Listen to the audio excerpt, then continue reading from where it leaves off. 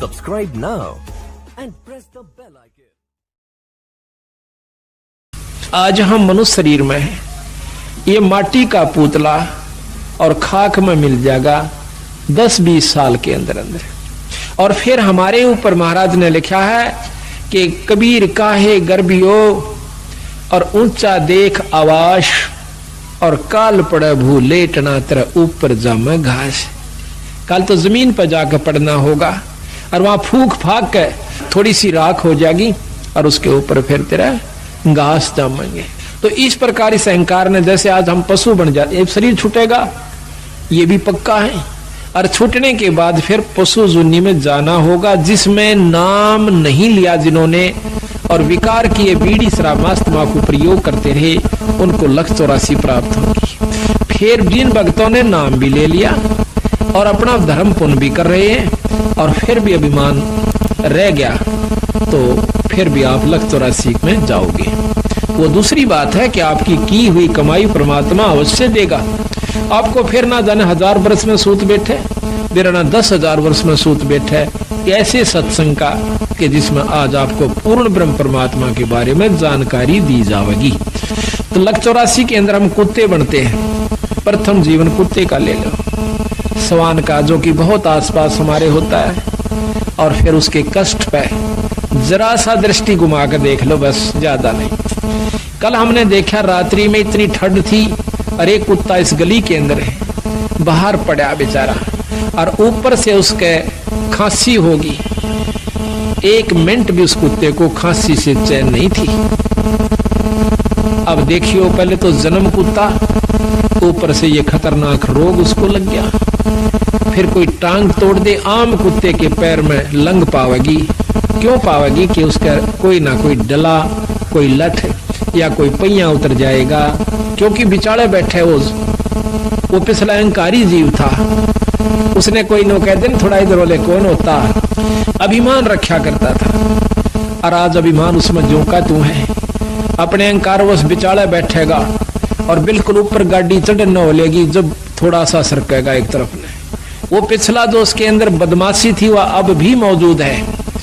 कई कुत्ते ऐसे देखें कि जीप ऊपर चढ़ना हो जाएगी जब थोड़ा सा हलते हैं, तो उस कष्ट के कारण, उस अहंकार के कारण उसने कितना भारा दुख मोल ले लिया। तो इन भक्तों ने याद रखेगा जो भगत, तो उसको कोई भी अहंकार नहीं रहेगा। अब हम सत्संग में यही सिखाते हैं। आप अपने घर में आजकल ऐसा कोई भी नहीं रहा जो डबल बेड ना ले रहा हो, और डबल बेड के ऊपर गद्दा भी बहुत मोटा हो से, और अच्छी बड़ी आज वस्त्र भी आप लिए हुए सो। तो हम आपको यहाँ ऐसी असुविधा देने की कोशिश करते हैं जो ज्यादा भी ना हो पर सुविधा भी ज्यादा ना हो। इसका कारण ये भी है कि आपके मन में वो अहंकार रूपी राक्षस बना ना रहे। जहां स्थान मिल जाए वहीं बैठ जा, चाहे नीचे मिलो, चाहे ऊपर मिलो, चाहे बोरी मिलो, चाहे कोई वैसे साधारण दरी मिलो। तो हम उस समय ये देखकर इस पर बैठ जाते हैं कि भगवान के दरबार में और काहे का मान। कबीर साहब इसके बारे में कहते हैं कि कबीर सत्संग में जाकर और गुरु से चावे मान, वो नर नरक में जावेंगे युग युग बने सवान।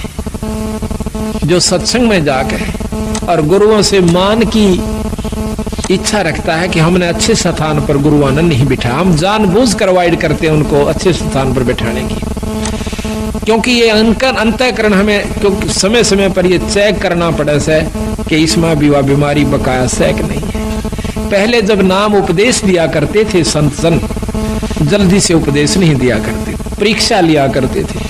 एक राजा ने राज त्याग दिया, संतों के कहने से, सुनने से, सत्संग को सुनते हैं। तो उसने जब राज वो नाम लेने के लिए जाता है एक सत्संग सुनकर, तो वो गुरुदेव कहते हैं कि राजन आपको नाम नहीं मिला है। काहे को महाराज, मुझ दास में ऐसी कौन सी कमी है? कहने लगी राज के अंदर आप भक्ति नहीं कर सकते, आप में मान सतावेगा, अहंकार जमा हो जाएगा, और बड़े बनाए खेल को आप सर्वनाश। उसने एक बार आग्रह किया, 2 बार किया, घर चला जाता है, राज त्याग दिया। राज त्याग करके महाराज के पास आता है कि महाराज मैंने राज त्याग दिया, ये सतगुरु उपदेश दे दो महाराज, क्योंकि आत्म कल्याण का जिसको चसक पड़ जाएगी, जिसको ये दुख दिखने लगेगा, दिखाई देगा, तो वो इस काम को कर सकता है। महाराज कहते हैं गरीब तन मन धन सब अर्पिए, गरीबदास जी महाराज कहते हैं कि गरीब तन मन धन सब अर्पिए, भक्ति मुक्ति के काज और जिनके उर्म बंदगी यू के इंद्र का राज। इस उद्देश्य को वही भक्त ले सकता है जिसके भीतर में यह बात बैठ जाएगी, अंतःकरण में जमा होगी कि ये खेल तो हमने लाखों बार खेल लिए, करोड़ों बार खेल लिए। बच्चों का पैदा करना, उनको पाल पोस कर ब्याह शादी कर जाना और फिर मर जाना, फिर कुत्ते गधे कुत्तिया बन जाना, ये खेल तो वीरा संख्यों बार खेला पाने, पर ईब जो खेल खेलना से वो खेल के दिखाओ। अब ये खेलन का समय आ गया, आप सेलेक्ट हो लिए, बंदी छोड़ के खाड़े के पहलवान सो, अरीब उस पहलवान वाला काम करके दिखाना चाहिए। तो वो छोड़ कर चला गया, कहने लगा सतगुरु मैंने तो राज छोड़ दिया। और वाह भाई वाह, छाती से लगा लिया संतों ने। महाराज मैंने उपदेश दे दो कि बेटा 1 महीने के बाद आना और पश्चिम दिशा में चले जाओ। वो चला गया, 1 महीने के बाद आता है तो रास्ते में आ रहा था, उसका पैर कीचड़ में भर जाता है और साथ से एक पशु जा रहा था, उसके छींटे लगकर उसके जो पैरों में उसने पहन रखा था कोई पजामा वगैरह या कोई वस्त्र धोती, उसका छींट लग जाती है। उसको उसने 3-4 गालियां सुना दी, वो जो आ रहा था, और साथ में एक शिष्य और सतगुरुओं का आ रहा था। तो उसने देखा कि जब वो सत्संग में प्रवेश किया महाराज के आश्रम में, तो उसने वो अपने एक नलके पर या कुएं पर वो कपड़े साफ किए, थोड़े थोड़े पानी लगा करके थोड़ा थोड़ा उनको साफ किया, पहने। तो गुरुदेव ने पूछा, दो और भक्त आया था, वो आके कहने लगा महाराज जी ये कौन है? वो कपड़े साफ कर रहा, कहने लगा ये भाई बहुत बड़ा राजा था, इसने राज त्याग दिया परमात्मा पाने के लिए। कहने लगा जी त्याग गया कुछ नहीं बताई। क्यों भाई? कि इसके ऐसे ऐसे छींटे लगे, गालियां मंड रहा था उसको। अच्छा अरे वाह भाई, चौखट ने बता दिया मेरे को। वो आके लंबी डंडौत करी, ओहो आओ भगत जी, राजा जी आगे। राजा कहा जब खुश हुआ, आओ राजन बैठो। बड़ा प्रसन्न हुआ, बैठ के सतगुरु उपदेश दे दो। अग बेटा अभी तो 1 साल के बाद आना। भोजन पाया, उठ के चला गया। 1 वर्ष के बाद फिर आता है, वापस आकर के अब सतगुरु ने पूछा कि देखना कि आज वो आएगा, दिन रख दिया कि उस दिन आना और इस समय आना। ऊपर से एक भंगण को जो उनकी शिष्या थी उसको कहा कि जब ये व्यक्ति आवे इसके ऊपर कूड़ा डाल देना छत से। तो वो ठीक समय पे घंटा आध घंटा इधर उधर वो ताक में रही और ऊपर से उसने जब वो आ रहा था तो उसके ऊपर कूड़ा डाल दिया। कूड़ा डालते ही वो, हाँ जब उसने पूछा था सतगुरु मुझे नाम क्यों नहीं मिलेगा, कहने लगा भाई आपने ये कीचड़ लगा जब उसको गालियां दे दी जिसकी भैंस पशु था साथ में। ऐसा नहीं कहना चाहिए, संत के अंदर ये गाली देने का स्वभाव नहीं होना चाहिए, इसने जीवित मरना होगा। तो उसने ये ख्यास रखी कि भी आज के बाद मैं गाली नहीं दूंगा किसी को। तो देखा ऊपर से जब कूड़ा उसके ऊपर पड़ जाता है तो एक बार क्रोध से देखकर कहने लगा अगर मैं राजा होता, इतना कह गया बस चुप हो गया, गाली नहीं दी। अगर मैं राजा होता तो मतलब भाव ये था कि अब तेरा मैं बक्कल उतरवा देता। कह दिया चाहे ना कह दिया, भीतर ले मत आई वह बात। तो उसको उस जमादारनी को वंगन को कहा था कि बेटी जो इसका आओ भाव हो मुझे बताना। वो उससे पहले आ गई, कहने लगी महाराज ने बोला कि मैं अगर राजा होता। आ गया, बैठ गया। महाराज ने आदर सत्कार किया, क्या हो राजा? कि महाराज मैं काबिल हो गया कि पुत्र अभी तू राजा है। अक नहीं महाराज मैं तो राज छोड़ चुका हूँ। अक नहीं बेटा अभी तू राजा है। राज छोड़ दिया पर राजपना नहीं छोड़ा। सतगुरु कोई गलती हुई कि आपके ऊपर कूड़ा पड़ा जब आपने क्या शब्द उच्चारण करना चाहा किया कि अगर मैं राजा होता। अभी तो है बेटा तू राजा है, इसको छोड़ दे। जीवित मर ले रे लोभी मन नाम सुमर ले रे। जीवित मरना इसी का है। जीवित मरण का बहुत लंबा उदाहरण सतगुरु महाराज ने दे रखा है। अभी आपको सुनावेंगे कि जीवित कैसे मरा जाता है। ईख का उदाहरण दिया कबीर साहब ने कि नो जीवित मरा करें और फिर उसका कीमत बनती है। जमीन का उदाहरण दिया कि धरती कभी मुंह से नहीं कहती, चाहे कोई बिस्टा डालो, चाहे उसमें कोई आम लगाओ, चाहे अंगूर लगाओ, बगीचा बनाओ, चाहे वहां पर चूल्हा चौका कर लीजिए, वो कभी ऐतराज नहीं करती। इसी प्रकार संत स्वभाव होता है, चाहे कोई गाली दे, कोई मीठा बोले, अपने अंतःकरण के अंदर द्वेष पैदा नहीं कर। ये सतगुरु मैं कब आऊं कि साल भर के बाद आना बेटा। 1 वर्ष के बाद निश्चित समय पे वो फिर आवस।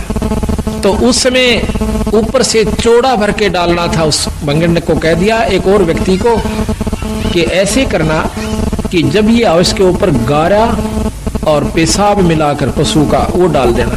जब वो आ रहा था तो उसके ऊपर वो चौड़ा डल गया, ऐसे जैसे धोखे से। ओहो हो भाई मैंने ख्याल से नहीं करा, माफ करना। तो वो कहता है कि कोई बात ना बहन, ये तो माटी पे माटी पड़ी है, मिट्टी पे मिट्टी डाली है, कोई खास बात नहीं है। तो जब उसने आके बताया कि महाराज ऐसे ऐसे बोला, बोला ये अधिकारी हो गया। आते सतगुरु ने छाती से लगा लिया, बेटा अब तू उपदेश अधिकारी। इस शरीर को आपने मिट्टी समझ लिया तो ये अब आप तो अधिकारी हो चुका है भगवान के नाम लेने का। इब तू भगवान भजन जोगा होया से, इब नाम जपा कर। तो इसी प्रकार एक और उदाहरण दिया है, ये लंबा प्रकरण। अभी हम उसका उसी स्थान पर आते हैं कि उस राजा ने राम राय ने जब वो सतगुरु गरीबदास महाराज की वाणी वासियर गांव के अंदर जिला लुधियाना पंजाब में सुनी, सुबह सुबह एकदम बंदी छोड़ गरीबदास जी की वाणी के अंदर वो आकर्षण है कि ये परमात्मा की वाणी है और आत्मा जो है ये उसका अंश है कबीर साहब का, गरीबदास जियों का। ये इसकी वाणी में इतनी आकर्षित हो। तो उसी समय सतगुरु की वाणी को सुनकर वो राम राय नाम का भगत एकदम आकर्षित हो जैसा कि भाई इतनी प्यारी वाणी।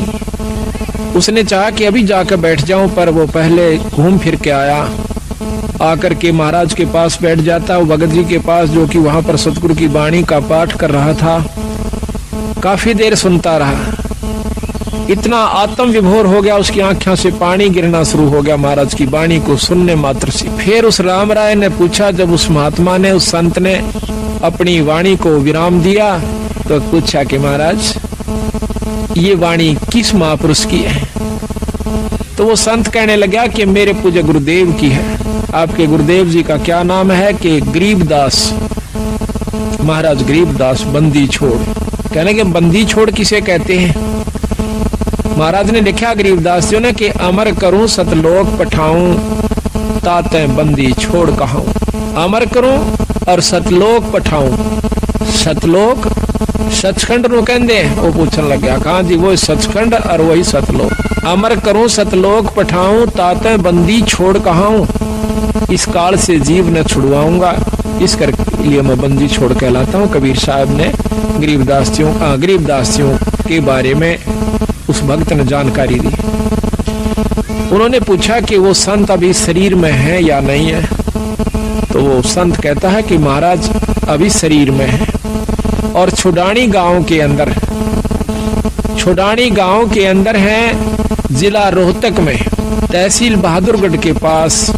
तो उन्होंने कहा कि मुझे पूरा पता लिखवा दीजिए। ऐसे संत के दर्शन करने चाहिए, ऐसे संत के दर्शन करने चाहिए, क्योंकि जिसको ज्ञान है वो कहता है। बंदी छोड़ कबीर साहब की वाणी माता है, कबीर साध मिलन को चालिए तजमाया अभिमानी, जो जो पग आगे धरे वो सो सो यज्ञ समानी। कबीरा दर्शन साधु का साहेब आव यादे, लेखे में वो ये घड़ी भाई बाकी के दिन बाद। फिर कहते हैं कबीर साधु दर्शन राम का मुख पे बसे सुहागे, दर्श उन्हीं को देते हैं भाई जिनके पूर्ण भागे। कबीर साहब गरीबदास ने लिखा है, गरीब जिन मिलते सुख उपजे, मिट्टे कोट उपादे, भवन चतुर्दश ढूंढियो भाई वो परम स्नेही साधे। जिनकी मिलन मात्र से इतनी खुशी होती है, कहते ऐसे संत को चाहे 14 भुवन में भी आप न किता मिल जाओ, वहां दर्शन कर आइए। इस वाणी को उद्देश्य रखते हुए वो राम राय जी चल पड़ते हैं। गांव छुडानी में आए, आके छुडानी में पूछा कि गरीबदास महाराज कहाँ रहते हैं। गांव वाले कोई महाराज नहीं कहा करते बंदी छोड़ को। वो तो उस समय की बात है जब भगवान खुद आए थे। आज भी नन्ना मेरे ख्याल में 90% व्यक्ति छुडानी के नहीं मानते गरीबदास जी, 90%। और उस समय तब मानता कौन होगा। तो बाहर के भक्त आए हुए थे। महाराज कहते हैं लाल तो परखे जौहरी और सबदा परखे साध, और कबीर परख ले साधु ने ताका मता आघात। तो परमात्मा को परखना कोई बच्चों का खेल नहीं है, संत को परखना। रामचंद्र जी आए, उनको एक राजा माना। कृष्ण भगवान आए, उसको एक ग्वाला माना। और उसके साथ कितनी दुष्ट आत्माओं ने आकर क्या क्या कुकर्म करने चाहे। पूतना जैसी दुष्टा ने उस छोटे से मासूम बच्चे पर भी दया नहीं आई और उसको मारने की खातिर अपनी दूधी के विसला के चाल पड़ी। और उस चानूर के से नीच ने इतना बड़ा पहलवान था और उस 15 साल के बच्चे की गेला कुश्ती करने की चुनौती दे दी। ऐसे ऐसे कंस कितने उदाहरण हमें मिलते हैं, पर उस समय हम नहीं मानते उनको। जब वो मौके पर होते हैं उनके जाए पीछे फिर वृंदावन की फेरी यानी गोवर्धन की फेरी देते फिर ऐसे। वहां कृष्ण जी बैठे हैं क्या? यही हमारी भूल चौंध नहीं टूटती, इसको तोड़ने के लिए संत बार बार आते हैं। भाई जब वो शरीर में आते हैं तब तो तुम होशियार हो जाते हो, तब तो तुम सियाणे बन जाते हो और उसको परमात्मा स्वीकार नहीं करते हो। जब वो चले जाते हैं और फिर वहां उनकी मंडी बनाकर और वहां माथा टेकते फिरते हो, वहां परमात्मा नहीं है। परमात्मा के पाने की नियम है, ये इनके तरीके हैं कि उनके प्यारे हंस से संत से उपदेश लीजिए और फिर उसको उसका स्वरूप मानिए अगर आत्म कल्याण चाहते। जो उनका नुमाइंदा संत है उनको उनका प्यारा स्वरूप समझो। महाराज कहते हैं कबीर साहब, कबीर गुरु मानुष कर जानते वह नरकइये अंध और महादुखी संसार में फिर आ गए यम के फंदे। फिर साथ में कहा है कि कबीर गुरु मानुष कर जानते करें चरना अमृत को पान और वो नर नरक में जाएंगे युग युग बड़े सवान। गरीबदास जी महाराज भी कहते हैं कि मम संत मुझे जान मेरा स्वरूपम। तो उस समय तक हम इस बात को स्वीकार नहीं करते हैं और फिर बाद में जब वो चले जाते हैं उनकी वहां पर यादगार बनाई जाती है, फिर मंदिर का रूप धारण कर लेती है। फिर हम जाकर के वहां पर अपनी, जब वहां भी उसके बावजूद भी कुछ आपके कार्य सर जाते हैं, अगर वो हाजिर थे उस समय उनसे प्रेम आप कर जाते तो आपका सर्व कार्य सिद्ध होता। अब तो केवल वो धाम बन गया और धाम पर जाने का, मत्था टेकने का केवल एक फल है, मुक्ति फल नहीं है। हम भी जाते हैं अपने धाम छुडानी में, लेकिन वहां अगर हम बिना गुरु के जाते हैं तो हमें कोई लाभ नहीं होगा। एक साधारण सा लाभ, जैसे कोई पशु का ठीक हो जाना, जैसे आम देवी धाम पर जाते हैं, माता धाम पर जाते हैं, या अपने कोई अपना जो पितृ धाम होता है वहां जाते हैं, उनसे ज्यादा कार्य आपके छुडानी में सर सकते हैं उस धाम पर जाने मात्र से। लेकिन जन्म मरण की बीमारी आपकी मुक्ति नहीं हो सकती, क्योंकि महाराज गरीबदास जी खुद कहते हैं कि पूजें देई धाम को और शीस हिलावे जो, गरीबदास साची कह हद का फर है सो। बिना गुरु के संपर्क से कट जाने के बाद आप चाहे उस धाम में जाकर बस जाइए, आपकी मुक्ति नहीं हो सकती। और यही बीमारी हमारी खत्म नहीं होती, जिसके कारण हम चौथे युग में चक्कर काट रहे हैं, दुख पा रहे हैं। तो इसी प्रकार जब हम साध मिलन को चलते हैं, उस समय तो वहां पर कोई भी उसको गरीबदास महाराज जी को परमात्मा स्वीकार नहीं किए हुए था। आज भी नहीं है, उस छोड़ानी के तो नहीं है। खुद गरीबदास महाराज की परंपरा के लोग भी आज दूसरी उपासना कर रहे हैं। कारण यह है कि उनको ज्ञान नहीं कि गरीबदास के प्रबल शक्ति थी। बाकी दूसरा गांव 90% व्यक्ति यही मान रहे हैं कि ये तो इनका दादा परदादा था, ये तो ज्यादा मानस है, इसने थोड़े बहुत मान भी रहे हैं। वो मानते क्या है? पड़वासी वाले दिन अपने घर में खीर बना ली, रापे खा ली। ये मान हो रही से छुड़ाने के अंदर गरीबदासियों को मानने वालों की। और आज भी वो मूर्ख लोग जिन्होंने ज्ञान नहीं है, वो भी केवल न्यू कैसे कि बस धाम में माथा टेक ले, तेरा गुजारा ठीक हो जाएगा, पार हो जाएगा। और यही कारण था कि 250 वर्ष हो गए बंदी छोड़ने, 350 वर्ष हो गए, उन्होंने उन व्यक्तियों को सहयोग नहीं दिया जो कि गलत मार्गदर्शन कर रहे थे। यही कारण था कि केवल 10-5 व्यक्ति गांव में सिर्फ इतनी को छोटी मोटी मान के कुछ घर थे जो गरीबदास को वैसे स्वाभाविक, जैसे आम लोग कहते हैं हम तो ग्यास को मानते हैं, कोई कहते हैं द्वास को, तो वो कहते हैं हम पौर्णमासी को और छुड़ानी में जाते हैं। बस उनको ये नहीं मालूम कि वहां क्या परम शक्ति दबिया हुआ खजाना उस पूर्ण ब्रह्म परमात्मा का है। तो जब सतगुरु ने रजा करी, महाराज कहते हैं सतगुर नाल वड़ियाइया जिन जाहे तिन दे। सतगुर नाल वड़ियाइया, उस बंदी छोड़ के हाथ में बढ़ाई है, वो किसने देवस है और किससे अपना काम करवावस है। आज उनकी कृपा से आज हरियाणा में कितनी मौज कर दी बंदी छोड़ने। और अब तो ये एक विस्फोट हो चुका है बंदी छोड़ की असली वस्तु का। अब तो ये फैलता जा रहा है, इतना फैल रहा है कि ये तो यथार्थ वस्तु है। छोटे छोटे बच्चे भी इस बात को समझ चुके हैं कि ये वस्तु, ये पूर्ण परमात्मा है और इनसे पूर्ण लाभ, पूर्ण मुक्ति हो सकती है। लेकिन वहां के भक्तजन आज भी इस बात को स्वीकार नहीं करे हुए। कारण यही है कि ज्ञान नहीं हुआ, और ज्ञान देने वाला कोई जाता था तो उसकी रहनी में फर्क था, उसकी करनी में फर्क था।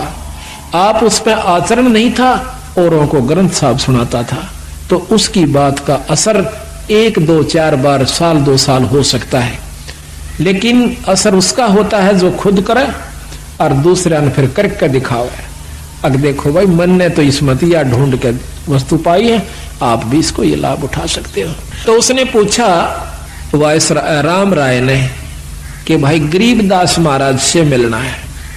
प्रथम तो वहां के व्यक्तियों ने मजाक करा, न्यू बोला रहा उस बौड़िए ने कैसे ना, वो बौड़िया है उस छोरी का छोरा। क्यों? महाराज गरीबदास जी, उनके पिताजी करौथे के रहने वाले थे। वहां गरीबदासियों के छुड़ानी में मामा जी थे, यानी उनकी माँ थी छुड़ानी की, लड़की थी वहां की। तो इस करके उसको रानी का लड़का कहा करते थे, भाणजा कहा करते थे। न्यू बोले रहा बौड़िए न कैसे वो महाराज। अब उसने सोचा कि वैसे बंटता होगा। दूसरे जो साथ में था उसने बता दिया कि सामने चला जा भाई। और वहां गरीबू बैठा से बंदी छोड़ को इस भाषा में वो लोग बोलते थे, तो वो चला गया। वहां जाकर देखा कि महाराज गरीबदास जी घर पर नहीं थे, 5-4 भक्तजन आए हुए थे। तो उन्होंने से पूछा कि गरीबदास महाराज से मिलना चाहता हूं, मैं पंजाब से आया। तो वो कहने लगे बैठ जाओ, आओ नहाओ स्नान करो, भोजन पाओ। घर वाले कहने लगे, तो वो कहने लगा मैं महाराज जी से मिलना चाहता हूं। कि महाराज जी तो खेत में गए हैं। किस तरफ गए हैं? जंगल में। कि बैठ जाओ आ जाएंगे। कितनी देर में आओगे? अकी ये मालूम नहीं, आवत ही बाजे में। अरे ना हो तो शाम तक ना, उनकी मौज से। उन्हें सोचा जब इतनी दूर से आ गया हूं तो क्यों ना 10 कदम और खेत की तरफ धर लूं। इतना उतावला हो रहा था कि भगवान के दर्शन करूं। साधु दर्शन राम का, ईश्वरीय दर्शन होता है संत। इतना उतावला हो कहता है कि मुझे रास्ता बताइए, मैं खेत में मिल लूंगा भगवान से। तो उन्होंने कहा कि नहीं, आप यहीं रुकिए, अगर नहीं मुझे रास्ता बताइए। तो उन्होंने रास्ता बता दिया कि इस प्रकार पश्चिम में, ये दक्षिण की तरफ आप जाइए, रास्ता खेतों में जाने का, और वहां से आप रास्ते में एक रहट मिलेगा, रहट के पास एक झोपड़ी है, उसमें महाराज मिलेंगे। वो चल पड़ा। तो बंदी छोड़ रास्ते में आ रहे थे। गरीबदास महाराज की वेशभूषा के थी कि धोती और कुर्ता, जैसा आम हरियाणे की वेशभूषा है व्यक्ति पहनते हैं, उस भाव में था, आ रहे थे। तो उसने, राम राय ने बंदी छोड़ से पूछा कि भाई मैंने महाराज गरीबदास का स्थान बताइए। बताते ही इधर खेतों में रहते आए हुए। अब सतगुरु महाराज ने सोचा कि जय मैं इसको अभी बता देता हूं कि मैं गरीबदास हूं, तो ये मेरी बात एक नहीं सुनेगा, क्योंकि इसके मन में जो संत वेशभूषा है वह कुछ और है। वो क्या सोच का आया था कि बहुत बड़े संत होंगे, सिर पर दाढ़ी बड़ी हुई होगी, लंबी जटा होगी, हाथ में कोई त्रिशूल होगा, कोई कपड़े होंगे तो गेरुआ होंगे, और नहीं होंगे तो तन पे एक लंगोटी होगी, एक कपड़ा छोटा सा होगा, और शरीर पर राख मसल रखी होगी। तो सतगुरु ने सोचा कि कहीं इस बेचारे का आना असफल ना हो जाए। बंदी छोड़ कहने लगे कि महाराज तो भाई आ जाओ, मैं मिलाऊंगा आपको। वो कहता मैंने सुना है खेतों में गए, कोई नहीं अब घर को जा रही है। अब वो वापिस आ जाता है। सतगुरु महाराज जब घर पर आते हैं, जो भगत जन 10-5 वहां रहते थे, कुछ तो उनके नौकर थे सतगुरुओं के खेत में काम करने वाले, क्योंकि गरीबदास महाराज 2500 बीघे के मालिक थे। उस समय वो बीघा आज के 2.5 बीघे के बराबर, 2.25 बीघे के समान होता, जो कि 1 किले से थोड़ा ही कम होता है। 2.5-3 बीघे का, ये 5 बीघे का किला है आजकल जो एकड़ बनी हुई है, तो वो 2.5-3 बीघे का 1 बीघा होता था, पुराना बीघा जिसको कहते हैं। जो उनका इतनी जमीन थी 2500 बीघा। बहुत से नौकर रहा करते थे सतगुरुओं के, कुछ वो थे। तो उन्होंने क्या किया कि आते ही महाराज के वो खड़े हुए, भक्तों ने दंडोत प्रणाम किया। तो वो वायसराय ने सोचा कि यूं है कि वो गरीबदास महाराज, एक भगत के कान पर लाग कर नजदीक से पूछता है कि गरीबदास महाराज कौन सा है? कह रे भोले, ये तू साथ आया इनके, ये परमात्मा है, गरीबदास महाराज है। अब वो बैठ